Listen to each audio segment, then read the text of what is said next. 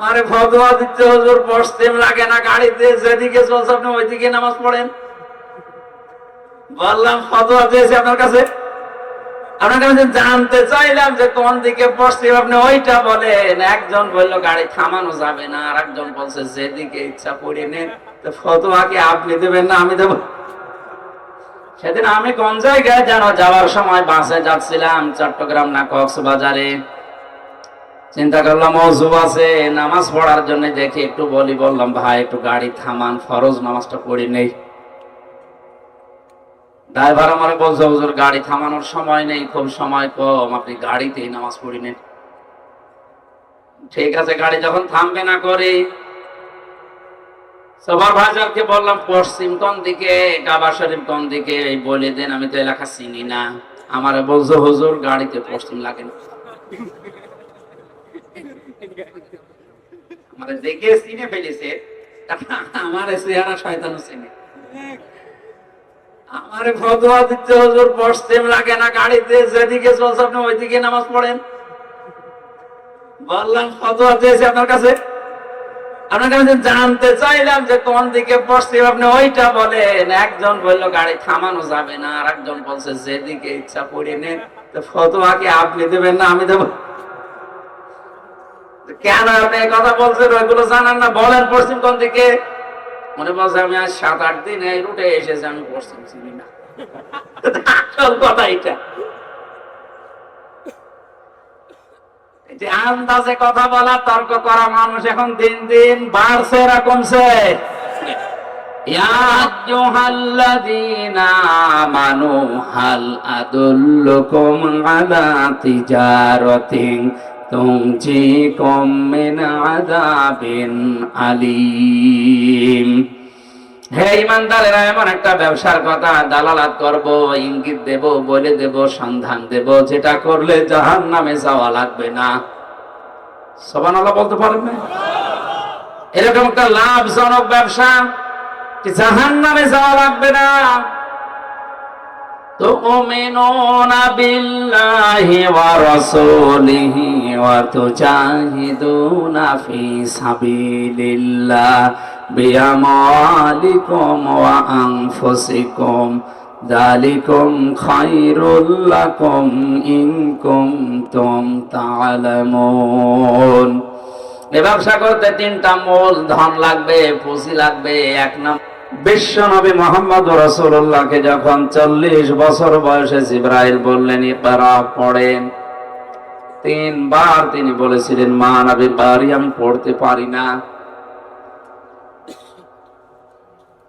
এরপরে যখন বুকে চাপ দিয়ে বলেছে ইকরা বিইসমি রাব্বিকাল্লাযী খালাক, বিশ্ব নবী এবার পড়েছিলেন এবং বলেছিলেন জিবরাইল এই কথাটা আগে বললে না কেন? বারবার আপনি বলেন যে পড়ো, আমি কি পড়বো? যখনই বলেছে বিইসমি রাব্বিকাল্লাযী খালাক, ওই আল্লাহর নামে পড়ো যিনি তোমাকে বানিয়েছে। নবীজি এবার পড়েছিলেন না পড়েন নাই? এখান থেকে মাসলা বের হয়, আল্লাহর বান্দা যারা আমরা নবীর উম্মত দাবি করি, আমাদের পড়া লাগবে আল্লাহর নামে। কথা বুঝতেছেন? সুতরাং আল্লাহ বাদে অন্য কারো নামে যদি পড়াশোনা শুরু হয়, ও পড়ার ভেতরে বরকত থাকে না।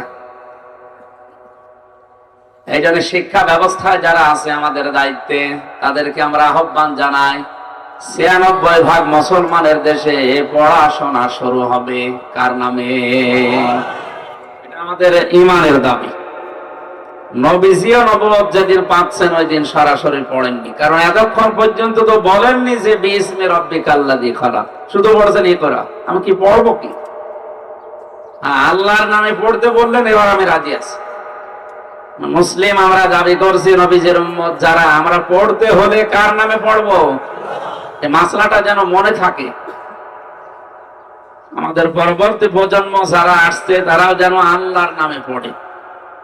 আল্লাহর নাম বাদ দিয়ে পড়াশোনা যারাই করে, ওই মানুষগুলোর ভেতরে সুশিক্ষা না, শিক্ষিত হচ্ছে কিন্তু পরবর্তীতে দেখা যায় অমানুষ হয়ে যাচ্ছে। আল্লাহর নামে যারা পড়াশোনা করে, ঝিনাইদহে আর বাড়িতে একবার যাওয়ার পর উনি আমাকে নাস্তা দিয়েছে, যে চা খেতে কাপ দিয়েছে, পিরিচ দেয়, পিরিচটা দিয়েছে কিন্তু ভাঙা। আমি হেসে ফেলেছি, শিক্ষিত মানুষ তো, জ্ঞানী মানুষ, বুঝে ফেলেছি। আমার বলছে, হুজুর আপনি কেন হাসেন? আমি বুঝেছি, আমার কাপ দিয়েছি পিরিচ, পিরিচটা ভাঙ্গা, এই কারণে আপনি হাসতেছেন যে আমি একটা টিয়নো। কাপটা কয়েকদিন আগে ভেঙে গেছে, কিন্তু আমি কিনতে পারি না, সময়ও পাই না, বা ওইরকম টাকা এখন হাতে নেই।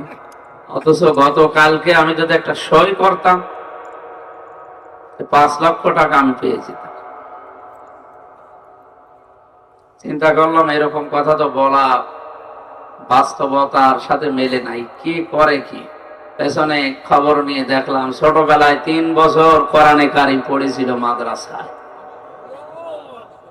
যে আয়াতগুলো ওনাকে বেশি, মানে ওনার জীবনে পরিবর্তন আনার জন্য এই ঘোষের আয়াত যেগুলো আছে, এই ঘোষের আয়াতগুলো তিনি ভালো করে আয়ত্ত করেছিলেন, আর বিশ্বাসও করেছিলেন এইভাবে যে অন্তত জীবনে যতদিন বেঁচে থাকে, যত জায়গায় যায় আর যত উপরে উঠি, আমি ঘোষ খাবো না। একটা টিয়নো চায়ের কাপ পিরিচ ভেঙে গেছে, কিনতে পারছে না, ওকে ফেরেশতা এসে দাঁড়িয়ে আছে ওর পেছনে। কিসে বাধা দিয়েছে বলেন তো? কোরআনে। বলেন কিসে?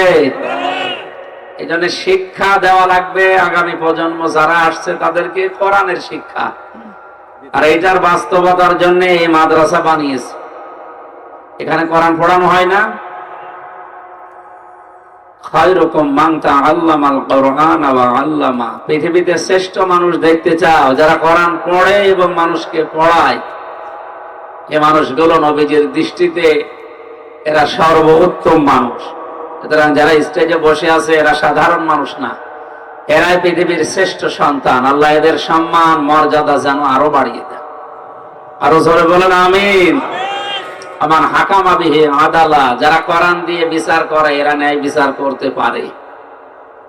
আজ বিচার ব্যবস্থা সহ আমাদের বিশ্বে এখন কোরআনের বিচার ব্যবস্থা নেই, সুতরাং ন্যায় বিচারের তুলনায় অবিচারই বেশি হচ্ছে।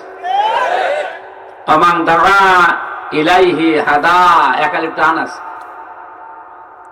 নবীজি বলেন কেউ যদি হেদায়েতের উপরে থাকতে চায় দুনিয়াতে, সে যেন মানুষকে কোরআন দিয়ে ডাক দেয়। কত মানুষ বিভিন্ন কায়দায় আমাদেরকে সতর্ক করে, এইটা বলা যাবে না, অথচ আমি ডাক দেই কি দিয়ে? বলেন না কেন? আমি ডাক দেই শুধু কোরআন দিয়ে, এই কারণে যে নবীজির হাদিস আমার হেদায়েতের উপরে থাকতে হলে কোরআন দিয়ে ডাকা লাগবে। তথা স্পষ্ট এবং পরিষ্কার করে বলছি, আপনি জুব্বা গায়ে দিতে পারেন, পাগড়ি মাথায় দিতে পারেন, 24 ঘন্টা জিকিরে ফিকিরে থাকতে পারেন, হেদায়েতের উপরে থাকতে পারবেন না যদি মানুষকে কোরআন দিয়ে ডাক না দেন। হাদিস তো আমি বানালাম নাকি? হাদিসের শেষ অংশ আরো মারাত্মক, ফাকাদ হুদিয়া ইলা সিরাতিম মুস্তাকিম। আর কোন মানুষ যদি কোরআনের ডাকে সাড়া দেয়, বিশ্ব নবী বলেন আল্লাহ তাকে সিরাতে মুস্তাকিম নসিব করে দিবেন। প্রতিদিন 5 ওয়াক্ত 6 ওয়াক্ত তাহাজ্জুদ মিলে যারা নামাজ পড়েন, প্রত্যেক রাকাতে কথা আল্লাহকে শোনানো হয়, ইহদিনাস সিরাতাল মুস্তাকিম। হে আল্লাহ তুমি আমাকে সিরাতে মুস্তাকিম দেখাও। সিরাতে মুস্তাকিম মানে আমরা অনেকেই মনে করি সহজ সরল পথ, না, এটা মুস্তাকিম ইস্তেকাম থেকে। আপনাকে মানে স্থায়ী সরল পথ কামনা করছেন, আর এটা পাওয়ার জন্য কোরআনের ডাকে সাড়া দেওয়ার বিকল্প আর দুনিয়ায় কিছু নেই। আমি কথা বোঝাতে পেরেছি? আপনি যদি হেদায়েতের পথ পেতে চান, স্থায়ী সরল সোজা পথ, ডাকে সাড়া দেওয়া লাগবে কিসের? সেই কোরআনের অনুষ্ঠানে আমরা এসেছি। আল্লাহ যেন আজকের তেলাওয়াতকৃত আয়াতের বরকত এবং যা কিছু এর ভেতরে আছে আমাদের দান করেন, আমিন। দরুদ আর সালাম পড়ছি আমাদের নবী মুহাম্মদ রাসূলুল্লাহ সাল্লাল্লাহু আলাইহি ওয়াসাল্লামের প্রতি। সূরা ফুরকান কোন সূরা? জবান খুলে বলেন কোন সূরা? ফুরকান শব্দের শাব্দিক অর্থ সত্য মিথ্যার পার্থক্যকারী। এটা কোরআনের অন্যতম আরেকটা নাম। কোরআনের প্রায় 53টা নাম আছে তাফসিরে ফি জিলালিল কোরআনে, তাফসিরে মাযহারিতে। তার ভেতরে অন্যতম 4টা। কোরআনকে বলা হয় আল কিতাব, কোরআনকে বলা হয় আল হুদা, কোরআনকে বলা হয় আল কোরআন, কোরআনকে বলা হয় আল ফুরকান। কোরআনে কারিমে আল্লাহ জানিয়েছেন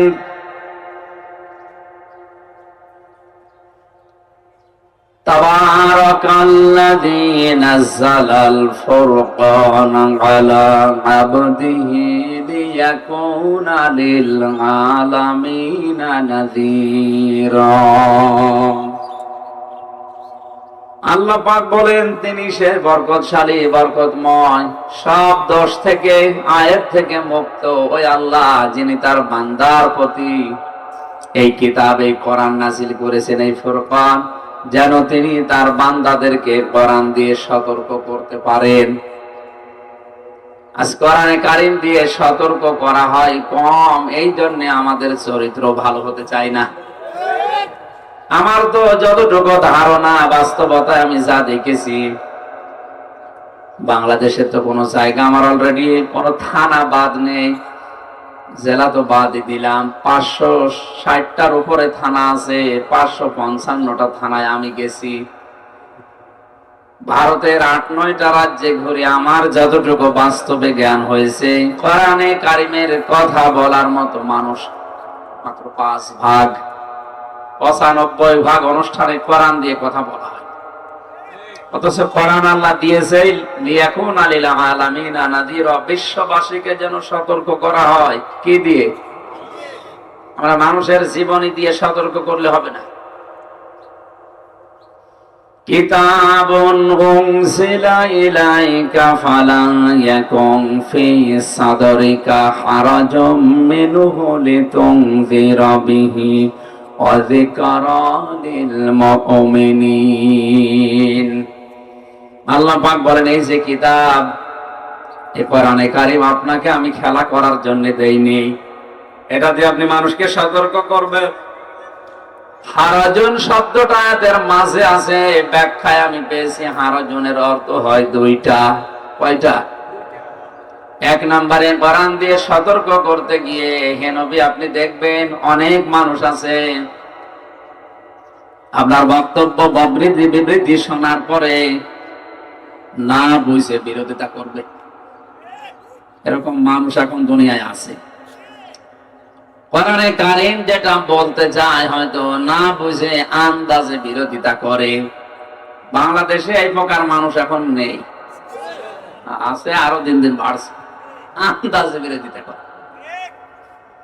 2 নম্বরে আবহমান কাল থেকে ধর্মের নাম নিয়ে দিন মনে করে অনেক কিছু বানানো ইসলাম চলছে। কোরআন দিয়ে যখন আপনি সঠিক কথাগুলো বলবেন, তাফসীর করবেন, সতর্ক করবেন, দেখবেন ওইগুলো কোরআনের সাথে মেলে না, তখন ওই মানুষগুলো আপনার সাথে বিরোধিতা করবে। এটা বাংলাদেশে অলরেডি চলছে। নারী পুরুষ নাকি অনেক জেলাতে এক জায়গায় রাতের বেলা জিকির করে, এটা হারাম। জিকির করা কি? বলেন বলেন। যত নফল কাজ আছে তার ভেতরে মনে করুন উত্তম কাজ এটা। আর নারী পুরুষের এক জায়গায় হয়ে যেটা করছে ওটা ফরজ তরক করা, পর্দার মতো বিধান ফরজ তরক করে যারা জিকির করছেন, যদি আপনি গুরুত্ব না দেন, এমনি এমনি করেন, আপনার ঈমান নষ্ট হয়ে যাবে। জিকির করা নফল, আর পর্দা করা, আর আস্তে বলেন, পর্দার মতো ফরজ বিধান বাদ দিয়ে আপনি আন্দাজে ইবাদত মনে করে ওটা করবেন। কোরআনের তাফসীর যখন করা হবে তখন ওইটা তো টিকবে না। কথা বলেন না কেন? ওটা যখন টিকবে না, আবহমান কাল থেকে যারা নারী পুরুষ এক জায়গায় রাতের বেলা জিকির করে, ওরা আমারে মনে হয় মাথায় তুলে নাচবে। কথা বলেন না কেন? ওই মানুষগুলো তখন বিরোধিতা করবে। আপনার হাদিয়া, তাওফা, নজর নিয়াজ, এগুলো সব বন্ধ হয়ে যেতে পারে। হে নবী, এর পরও আপনি পেছনের দিকে তাকাবেন না। এ নির্দেশ কার? এ আয়াত শুধু নবীজির জন্য? কথা বলে না কেন? বিশ্বনবীর ওয়ারিস হিসাবে এখন আলেম যারা দুনিয়ায়, তারা দায়িত্ব পালন করবে। সুতরাং কোরআন প্রচার করতে গিয়ে কিছু মানুষ যদি না বুঝে বিরোধিতা করে, কিছু মানুষ যদি দেখে তাদের নিজেদের মন মতো ধর্মের সাথে কোরআনের নিয়ম নীতি মেলে না, এই সময় তারা বিরোধিতা করতে পারে। এই জন্য আমরা পিছপা হয়ে যাব। আল্লাহ পাক বলেন, হে নবী, আপনি কোরআন দিয়ে সতর্ক করবেন। যিকরা লিল মুমিনিন, কোরআন মুমিনদের জন্য এটা উপদেশ। জোরে বলেন সুবহানাল্লাহ। আমরা যারা মুমিন হিসাবে দাবি করছি, সূরা ফুরকান যেন আমাদের জন্য উপদেশ হয়ে দেখা দেয়। ফুরকান কোরআনে কারীমের অন্যতম নাম। আমি আরেকটা বিষয় ক্লিয়ার করছি, শাহরু রমাদান আল্লাযী উনজিলা ফীহিল কুরআন হুদাল লিন-নাসি ওয়া বায়্যিনাতিম মিনাল হুদা ওয়াল ফুরকান।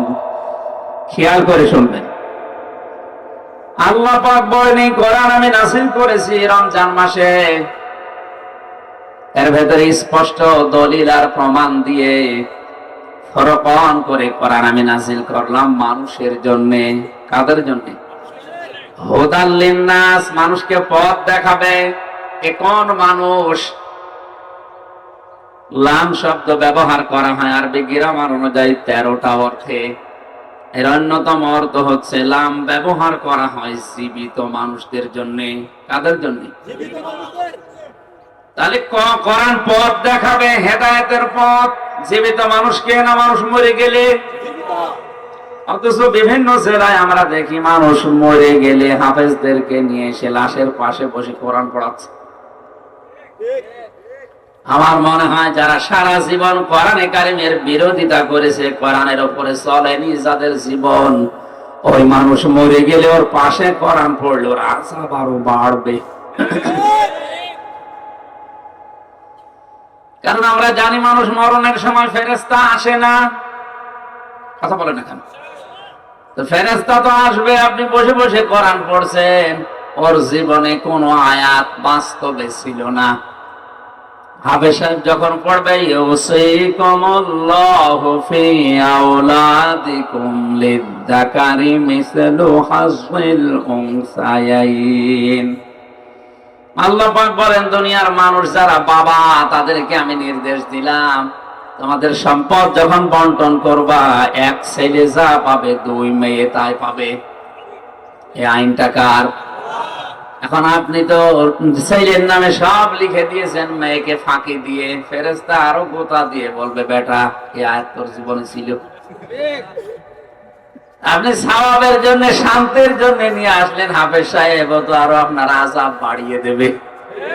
এই জন্য মৃত মানুষের জন্য না, কোরআন আল্লাহ হেদায়েতের জন্য নাযিল করেছেন, জীবিত মানুষদের জন্য। যেহেতু এটা জীবিত মানুষদের জন্য পথ দেখাবে, শেষের শব্দটা আল ফুরকান, স্পষ্ট দলিল আর প্রমাণ দিয়ে আল্লাহ কোরআনে কারীমকে সত্য মিথ্যার পার্থক্যকারী হিসাবে নাযিল করলেন। এদের বাস্তব শিক্ষা এই, কোরআন পাওয়ার পরে স্পষ্ট দলিল আর প্রমাণ জানার পরেও কোন মানুষ যদি সত্য মিথ্যা পার্থক্য করে বাকি জীবন চালাতে না পারে, তো জান্নাত যেতে পারবে না। এ কথার ওজন কত আপনি টের পাননি? এ কথার লোড কত আপনি টের পাচ্ছেন? এই জন্যই তো শব্দটা বলেছি। অনেকে মনে করেন আমি জানি না তাই মানি না। আপনি জানেন না কেন? জানাও ফরজ, মানাও জোরে বলেন।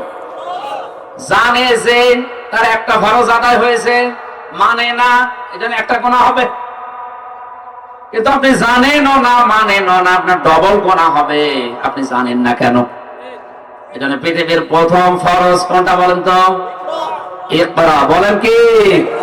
পড়া লাগবে। সত্য মিথ্যা আজকে পার্থক্যকারী হিসাবে কোরআনে কারিমের সূরা ফুরকান থেকে আমরা তেলাওয়াত করেছি। আমি আজকে একটা একটা করে 12টা বলবো। এরপরেও যদি বাকি জীবনে আপনি এগুলো বাস্তবায়ন না করতে পারেন, আপনি আল্লাহর বান্দা থেকে বের হয়ে যাবেন। আর আল্লাহর বান্দার বাইরে যারা আছে ওরা শয়তানের বান্দা। আর জোরে বলেন, আল্লাহ আমাদের হেফাজত করুন, বলেন আমিন। কোরআনের আরেকটা নাম আছে হুদা, এটা পথ দেখায়। আর একটা নাম আছে আল কিতাব, যালিকাল কিতাবু লা রাইবা ফীহি হুদাল লিল মুত্তাকিন। এখানে একটা গোপন তথ্য আছে, যে আল কিতাবের আগে আলিফ লাম দিয়েছেন। এই খেয়াল করেন, কিতাবের আগে আলিফ লাম দেওয়ার কারণ কি? নির্দিষ্ট করে আল্লাহ কোরআনে কারিমকে কিতাব ঘোষণা দিয়েছেন এই কারণে। এরপর আবার হুদাল লিল মুত্তাকিন দেওয়া আছে এই কারণে। পৃথিবীতে হেদায়েত দেওয়ার মতো, পথ দেখানোর মতো একটাই কিতাব আছে, তার নাম কোরআন। আর দুনিয়ায় যা আছে এগুলো সব কোরআনের ব্যাখ্যা। এগুলো কি বলেন বলেন? সুতরাং কোরআনে কারিম বাদ দিয়ে যদি কেউ ভালো হওয়ার নিয়ত নিয়েও দুনিয়ায় কোন জায়গায় যায়, ও ভালো হওয়ার পরিবর্তে আরো খারাপ হবে।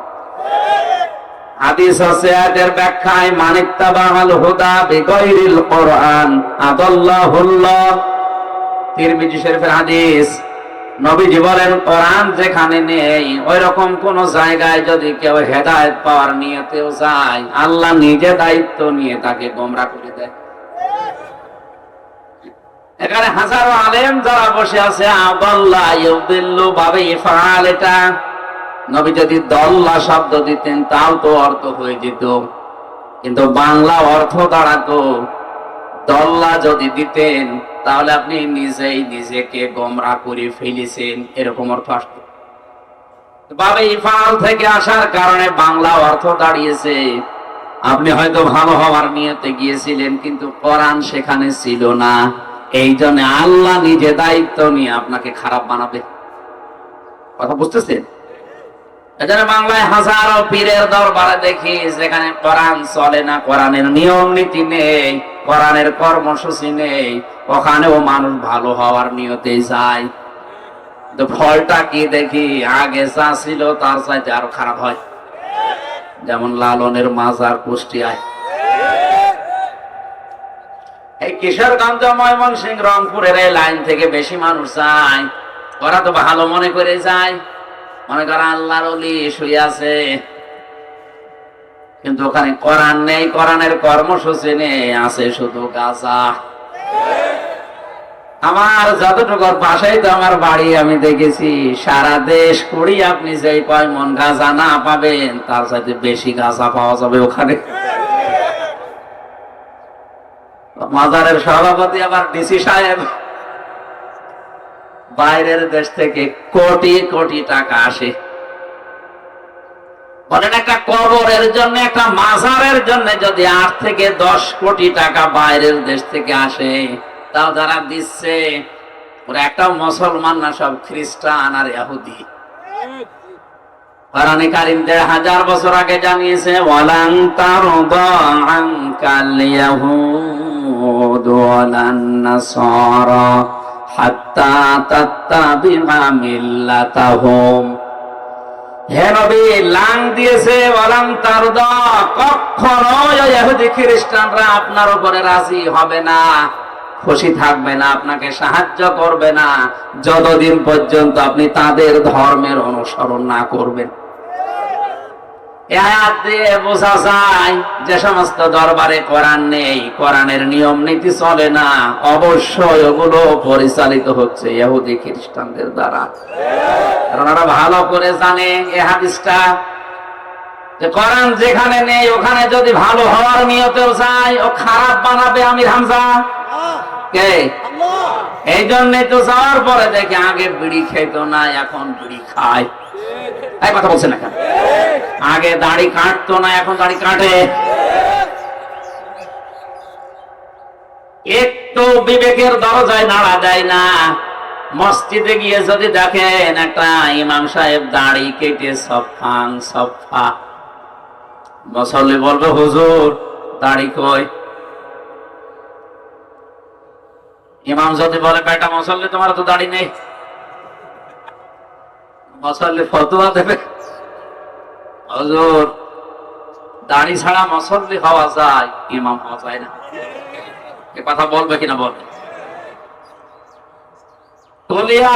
গবরিয়া কে জামে মসজিদের ইমামতি যদি দাড়ি ছাড়া করা না যায়, বিশ্ব ওলি হয় কি করে দাড়ি ছাড়া?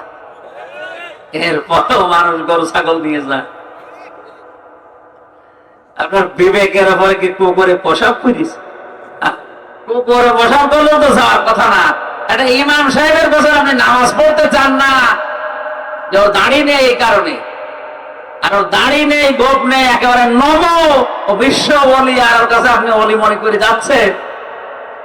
3.5 হাত বডির ভেতরে যার ইসলাম নেই, বাকি জায়গাগুলো কি অবস্থা অনুমান করা যাচ্ছে না? আজকে সিদ্ধান্ত নেন, যেখানে কোরআন নেই, কোরআনের কর্মসূচি নেই, ওই দরবার যদি আমার বাবাও কায়েম করে, ওই দরবারে আমি যাব না।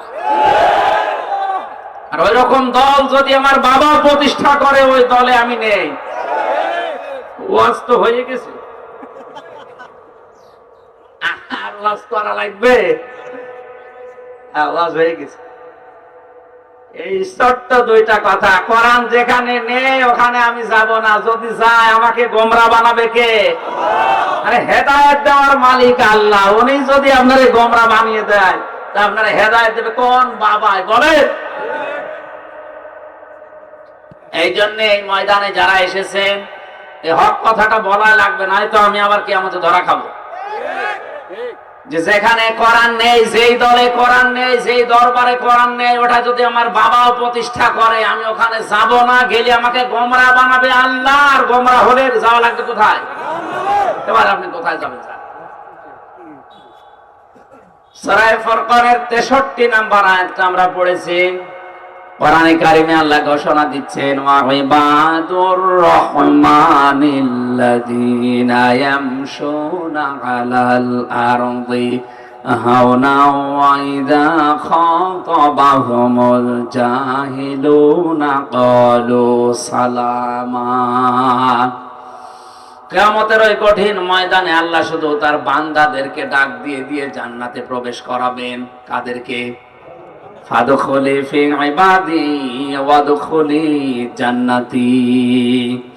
আমার বান্দাদের ভেতরে প্রবেশ করো, আর আমার বান্দা হিসেবে যারা পরিগণিত হবে তারা আমার জান্নাতে প্রবেশ করো। জোরে বলেন সুবহানাল্লাহ। আল্লাহর জান্নাত পেতে হলে তার বান্দা হওয়া লাগবে। আল্লাহ আয়াতগুলোর ভেতরে তার বান্দা যারা হবে তাদের 12টা গুণ দিয়েছেন। আল্লাহ পাক বলেন, ইবাদুর রহমান, রহমানের বান্দা কারা জানো? 1 নম্বরে তাদের দুনিয়াতে গুণ হবে, বৈশিষ্ট্য হবে, ইয়ামশুনা আলাল আরদি হাওনা। মানুষগুলো দুনিয়ার জমিনে যখন চলবে তখন এদের নম্র ভদ্র মনে হবে। আয়াতের ব্যাখ্যা একটা হাদিস পেয়েছি, খুব ভালো করে খেয়াল করে। আমার এই 33 বছর বয়স, এখন 50, 60, 70, 80, 90 বছরের মানুষ যারা বসে আছেন, আপনার এই বিশাল জীবনের ইবাদত বন্দেগী আপনি যাই করেছেন, এটা কবুল হয়েছে কিনা জানার জন্য এই হাদিসটা হচ্ছে থার্মোমিটার। বলবো, আমার 33 বছরে আমার জীবনে যা আমল ছিল, আমার নেক কাজ ছিল, এগুলো আল্লাহর দরবারে কবুল হয়েছে কিনা নবীজি বলেন তুমি বুঝতে পারবে ওই সময় যখন তোমার আচরণ মানুষের সাথে নম্র হবে। আর আমরা এই গুণটা এখন হারিয়ে ফেলছি। এখন আমাদের নম্রতা ভদ্রতা নেই, এই অধিকাংশ মানুষ এখন আমরা উগ্র। আরো আসতে বলেন, হামান সুহসিহানিন নারি ওয়া উদখিলাল জান্নাতা ফাকাদ ফাজ ওয়ামাল হায়াতুদ দুনিয়া ইল্লা মাতাউল গুরুর। জোরে বলেন আল্লাহু আকবার। সূরা আলে ইমরানের 185 নম্বর আয়াতের শেষের দিকে আল্লাহ জানিয়েছেন জীবন সফল কার জানো? যে 50 বছর একাধারে ক্ষমতায় আছে তার। আসতে বলেন। ফেরাউনের মতো 600 বছর হায়াত পেয়েছে তার। গাড়ি বাড়ি মিল ফ্যাক্টরি ইন্ডাস্ট্রিজের মালিক হয়ে গেছে এই লোকটা। ওই লোকটার জীবন আমি আল্লাহর ভাষায় সফল, যাকে আস্তে আস্তে জাহান্নামের গুলো কাজগুলো ছেড়ে দিয়ে দিয়ে জান্নাতের কাজের দিকে যারা এগিয়ে দেয়, এই লোকটার জীবন সফল। এই যে ফামান যুহজিহা আনিন নার, জাহান্নামের কাজগুলো যে লোকটা আস্তে আস্তে করে ছেড়ে দেয়, আগে পর্দা করতো না, এখন আস্তে আস্তে পর্দা করতে করতে খাস পর্দা। আগে নামাজ পড়তো না, আস্তে আস্তে এখন শুধু 5 ওয়াক্ত নামাজ না, তাহাজ্জুদের নামাজ মিলে নফল নামাজ আরম্ভ করেছে। আগে দান সাদগার ভেতরে ছিল না, এখন 2 টাকা 5 টাকা করে করে এখন যতটুকু সমর্থ আছে তত দান করে। এই যে আস্তে আস্তে করে যে লোকটা জাহান্নামের কাজগুলো ছেড়ে দিতে দিতে জান্নাতের কাজের দিকে এগিয়ে যাচ্ছে, আল্লাহর ভাষায় এই লোকটার জীবন সফল। আপনি সফল না বিফল আপনি নিজেই টের পাচ্ছেন। এই গুণটা আপনার আছে কিনা? আপনার ভাষা হবে নম্র ভদ্র, আপনার আচরণ হবে, জমিনে চললে বোঝা যাবে যে এই লোকটা চলছে আসলে আল্লাহর বান্দা। ওয়াইদা খাতাবাহুমুল জাহিলুনা ক্বালু সালামা, আর যখন মূর্খ অজ্ঞরা জাহেলরা তাদের সাথে তর্ক করতে আসে কোনো বিষয়ে, তখন তারা তর্কে লিপ্ত না হয়ে বলে ঠিক আছে ভাই, আপনি ঠিক, সালাম। আজ এই মানুষগুলো দিন দিন বেড়ে যাচ্ছে, কিচ্ছু জানে না, আন্দাজে ফতোয়া দেয়। এই কথা বলছে না। সেদিন আমি কোন জায়গায় যেন যাওয়ার সময় বাসে যাচ্ছিলাম, চট্টগ্রাম না কক্সবাজারে।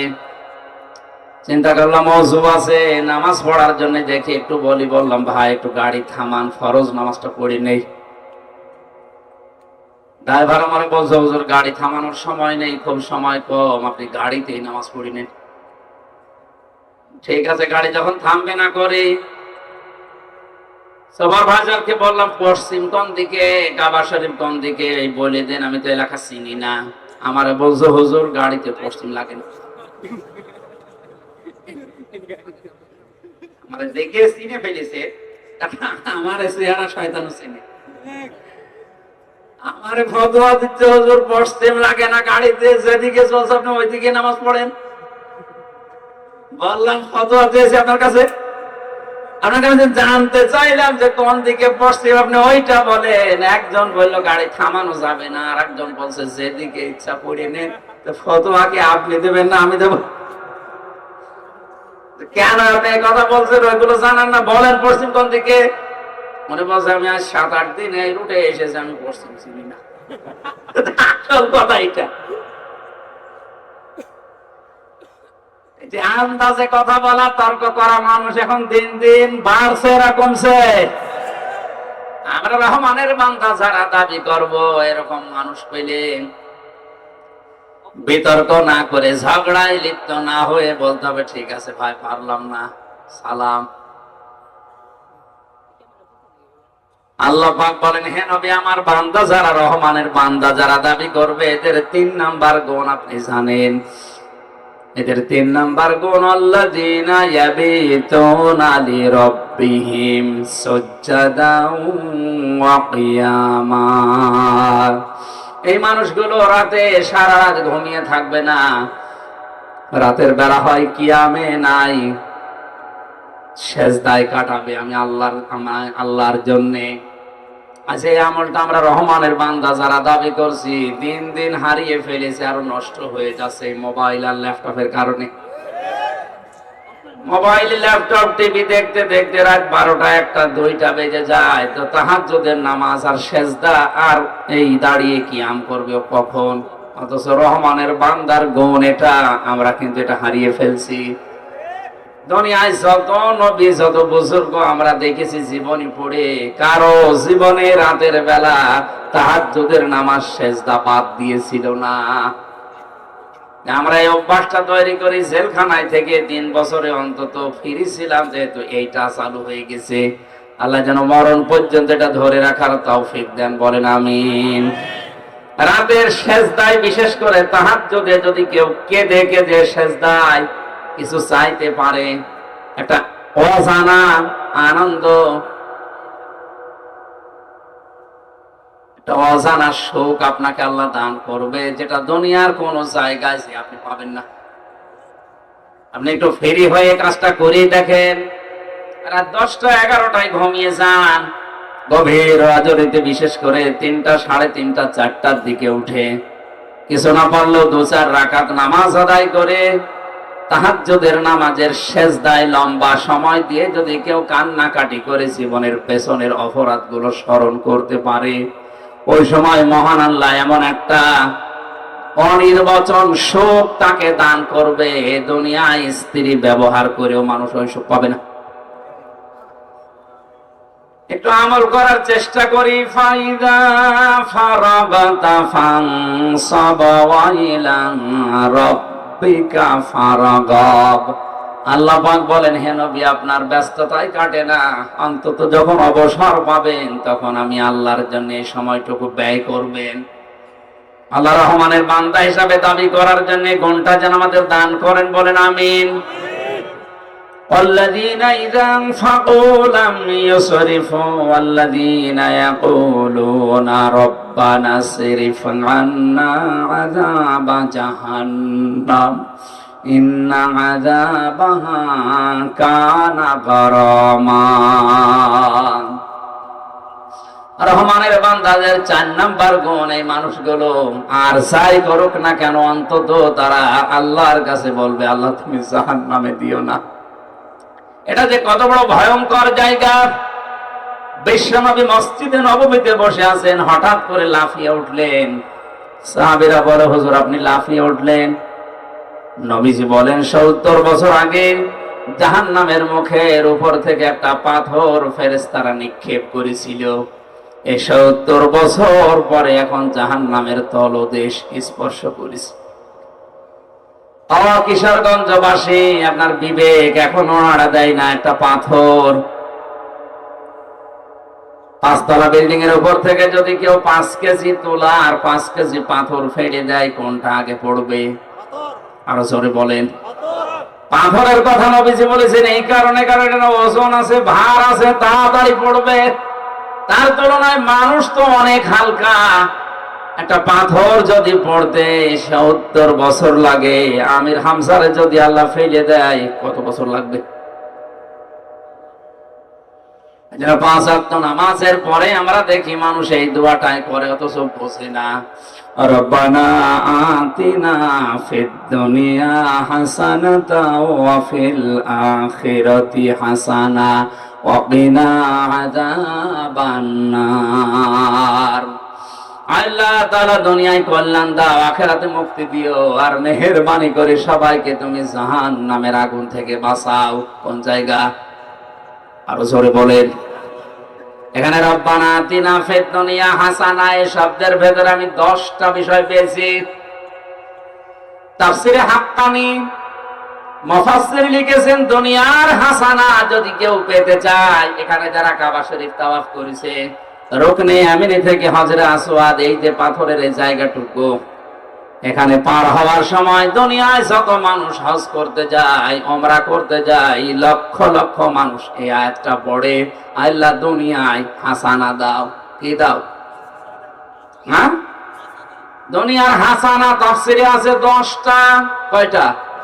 এই 10টা বিষয় যদি দুনিয়ায় কেউ পায়, সে যেন এই দোয়াটা আল্লাহর কাছে কবুল করাতে পেরেছে। যেহেতু আয়াতের উপর আমার আলোচনা, আমি শুধু ইঙ্গিত দিচ্ছি।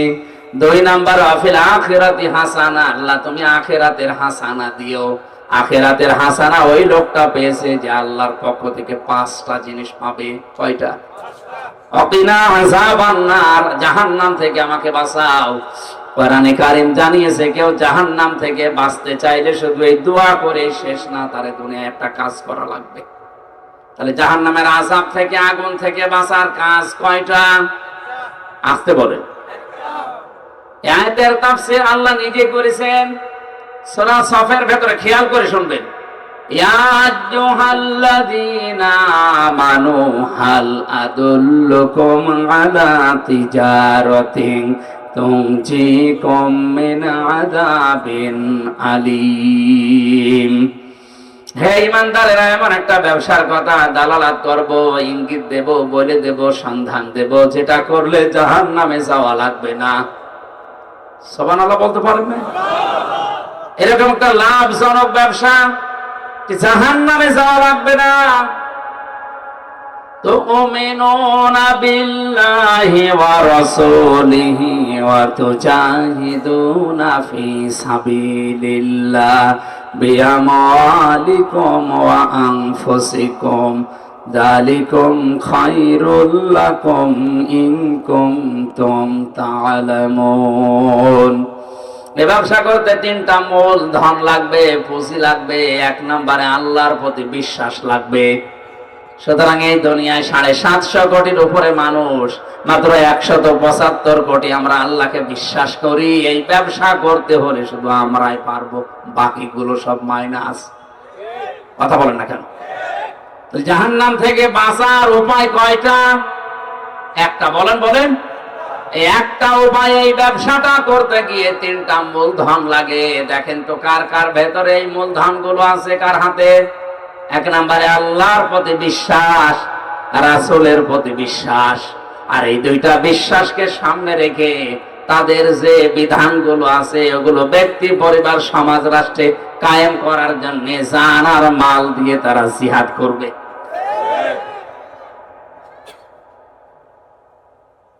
আল্লাহ বলেন যালিকুম খায়রুল লাকুম, এইটাই ভালো কাজ। এটা কি কাজ? আল্লাহর দৃষ্টিতে এটা ভালো কাজ। আর আমরা এটাকে আজ খারাপ বানিয়ে এমন জায়গায় নিয়ে গিয়েছি, জিহাদের নাম শুনলে মানুষ এখন জঙ্গি মনে করে। জিহাদকে কেউ যদি জঙ্গি মনে করে, ঘৃণা করে, সঙ্গে সঙ্গে বেঈমান হয়ে যায়। জাহান্নাম থেকে বাঁচার উপায় মাত্র একটাই। এই রব্বানা আতিনা ফিদ দুনিয়া হাসানা, সূরা বাকারার 201 নম্বরে আয়াতে 16টা পয়েন্ট আছে। দুনিয়ার হাসানা কেউ যদি পেতে চায় সে যেন 10টা জিনিস পায়, আখিরাতের হাসানা কেউ যদি পেতে চায় সে যেন 5টা জিনিস পায়, 15টা। আর জাহান্নাম থেকে বাঁচার জন্য ওয়াকিনা আযাবান নার, জাহান্নাম থেকে বাঁচার উপায়, পথ মাত্র একটা। কয়টা? এজন্য আপনি আর যাই করেন না কেন, ব্যক্তি, পরিবার, সমাজ, রাষ্ট্রে কোরআনে কারিমের 500 বিধান কি করে চালু করা যায়, এটার জন্য আপনার জান আর মাল আল্লাহ যাই দিয়েছে সর্বাত্মক চেষ্টা করা লাগবে। আর আপনাকে একটা দেওয়াল আল্লাহ দেবেন জাহান্নামের, ওর উপরে কিছু মানুষকে বসিয়ে রাখবেন, ওরা জাহান্নামেও যাবে না, জান্নাতেও যাবে না। সাহাবীরা বললেন, হে নবী, এরা জান্নাতেও যাবে না, জাহান্নামে যাবে না, কোন কারণে জান্নাত পায় না এরা? নবীজি বলেন, এরা জান্নাতে যাচ্ছে না এই কারণে, কারণ এরা দুনিয়ায় মা বাবার সাথে খারাপ আচরণ করত। এরা নামাজ, রোজা, হজ, যাকাত, পর্দা, পুশিদা, ভালো কথা সব বলেছে, দান সাদকা, কিন্তু ওদের মার বাবার সাথে আচরণ ভালো ছিল না। এই জন্য আল্লাহ ওদের জান্নাত দিচ্ছে না। তাহলে জান্নাতে যাওয়ার প্রতিবন্ধক হচ্ছে আপনার মা বাবা। কথা বলেন না কেন? হুমা জান্নাতুকা হুমা নারুকা, তোমার মা বাপ তোমার জান্নাত, মা বাপ তোমার জাহান্নাম। সুতরাং জান্নাতে যদি যেতে চাই এই দুইটা যেন মাইনাস না হয়। আর এই শিক্ষাগুলো দেওয়া হচ্ছে মাদ্রাসায়, নাকি মা বাবার সাথে বেয়াদবি করা শিক্ষা দেওয়া হয়? কথা ক্লিয়ার বলছি, জান্নাতে যেতে পারবেন না যদি মা বাবা নারাজ থাকে সঙ্গত কারণে। মা বাবা যদি এই জন্য নারাজ হয় যে আপনি যৌতুকের টাকা আনতে পারেননি, এই জন্য মা বাবা নারাজ, ও নারাজ হয় হোক। এরকম মা বাবা দুনিয়ায় নেই।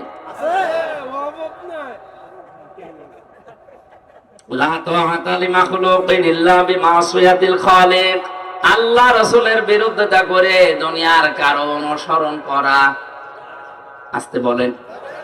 এজন্য এইরকম কোন ক্ষেত্রে যদি আপনার মার বাবা স্ত্রীর উপর অত্যাচার চালাতেও বলে, ওইরকম মা বাবাকেও মারা যাবে না। কিন্তু জায়েজ কোন কাজে যদি মা বাবা নারাজ হয়, আপনার জান্নাত বেড়া লেগে যাবে। সাহাবীরা বললেন, হুজুর ওরা জাহান্নামে যাচ্ছে না কোন কারণে? বিশ্ব নবী বলেন সাহাবীরা ওদেরকে আল্লাহ জাহান্নামে দিচ্ছে না, এই কারণে ওরা আর যাই করুক দুনিয়ায় ইসলাম প্রতিষ্ঠার জন্য আন্দোলন করত। এজন্য ইসলাম প্রতিষ্ঠায় যারা আন্দোলন করবে, ভূমিকা রাখবে, ইসলামী আন্দোলন করলে জাহান্নামে আল্লাহ দেবে না।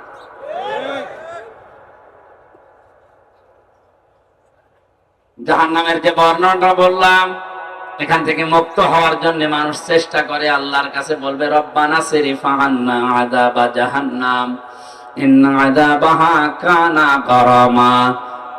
আল্লাহ তাআলা বলেন এর পরবর্তী গুণ আমার বান্দা যারা দাবি করবে কি হবে জানো, ওয়াল্লাযীনা ইযা আনফাকু লাম ইউসরিফু ওয়া লাম ইয়াকতুরু ওয়া কানা বাইনা যালিকা কওয়ামা।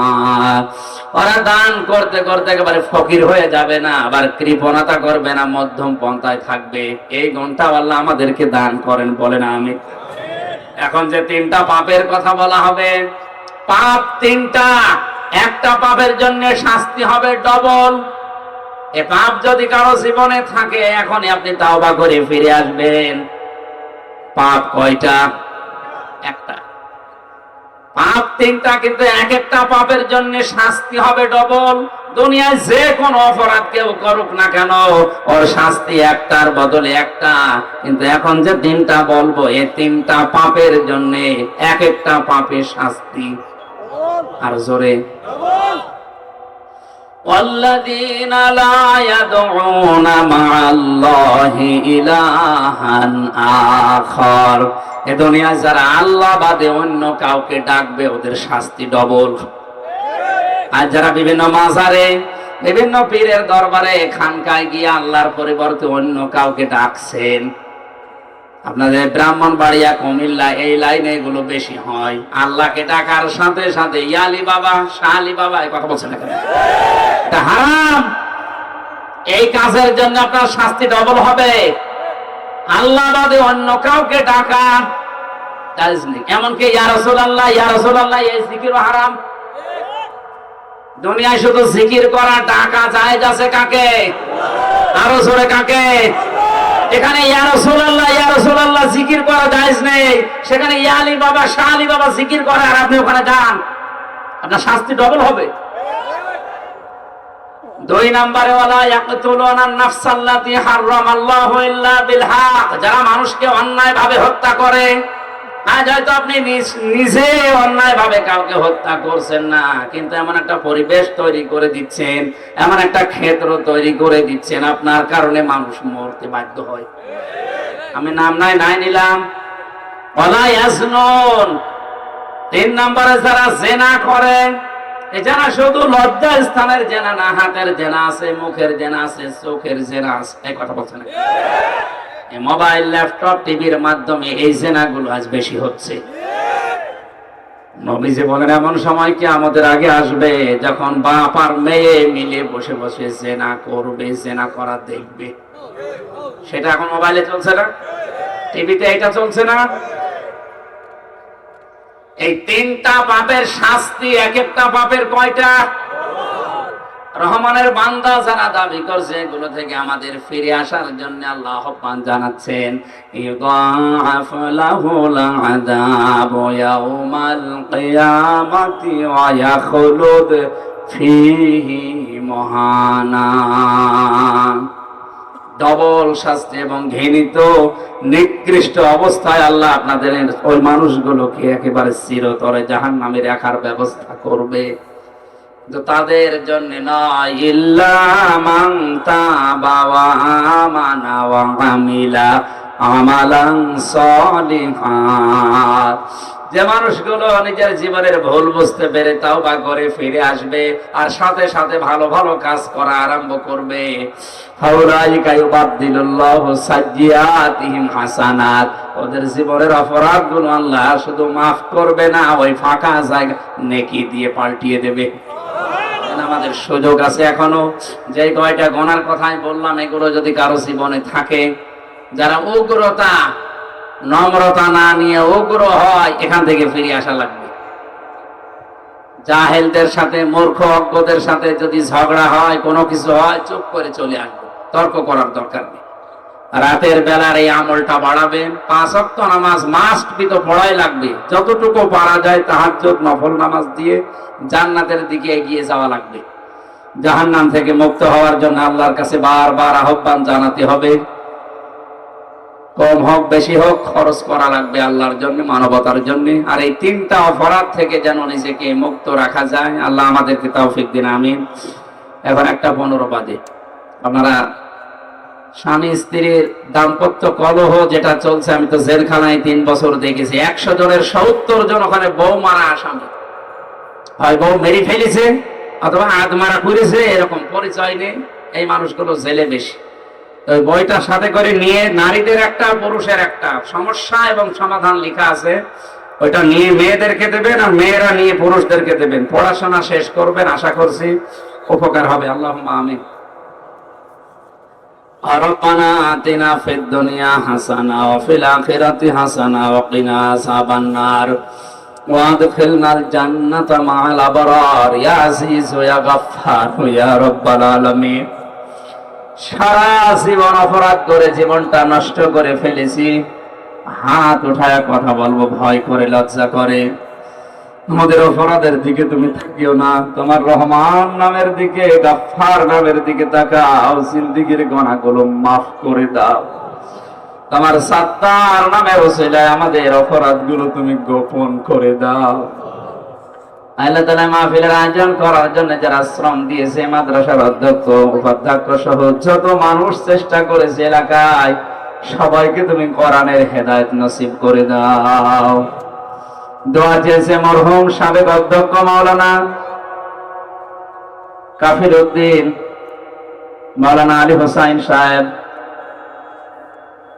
মাওলানা আবু তাহের, মাওলানা আব্দুল আওয়াল, শেউলি বেগম, নজরুল ইসলাম, মাওলানা মমতাজ উদ্দিন, আবু বকর চেয়ারম্যান ভাই, মাইনুদ্দিন সহ অনেকেই দোয়া চেয়েছে। শেফায়ে কামেলা আজেলা তাদের দান করো, কবরে যারা আছে জান্নাত বানিয়ে দেয় কবরটা। রব্বুল আলামিন, দেশের দায়িত্ব তুমি যাদের হাতে দিলে, আমাদের জননী শেখ হাসিনা থেকে শুরু করে যারাই দায়িত্বে আছে, ওমরের মতো সততা দিয়ে দাও। বঙ্গবন্ধু শেখ মুজিবুর রহমান সহ যত মানুষ এই দেশের মাটির নিচে আছে, ঈমান নিয়ে যারা বিদায় নিয়েছে, এদেরকে তুমি ক্ষমা করে দাও। আল্লাহ আমাদের শরীরটা সুস্থ রাখো, তোমার ইবাদত করার জন্য, রহমানের বান্দা হওয়ার জন্য যে গুণাগুণগুলো কোরআনে দিয়েছো, অবশ্যই তুমি আমাদের জীবনে এগুলো প্রতিফলিত করে দাও। সম্মানিত মা বোনেরা পর্দার আড়ালে আছে, এদেরকে খাদিজার মতো, আয়েশার মতো জীবন দিয়ে দাও। স্বামী সংসারে শান্তি দান করো। দাম্পত্য কলহ যা চলছে, আল্লাহ তুমি মেহেরবানি করে এগুলো থেকে আমাদের মুক্ত করো। বারাকাল্লাহু লানা ওয়া লাকুম ফিল কুরআনিল আযীম। যখনই মরণ আসবে যেন পড়ি লা ইলাহা ইল্লাল্লাহু মুহাম্মাদুর রাসূলুল্লাহ। 20 বাজে, 10 মিনিট আছে, এখানে নামাজ পড়ি যান, সময় নামাজ পড়ি যান। সম্মানিত উপস্থিতি, মাদ্রাসার ডান পাশে উজুখানা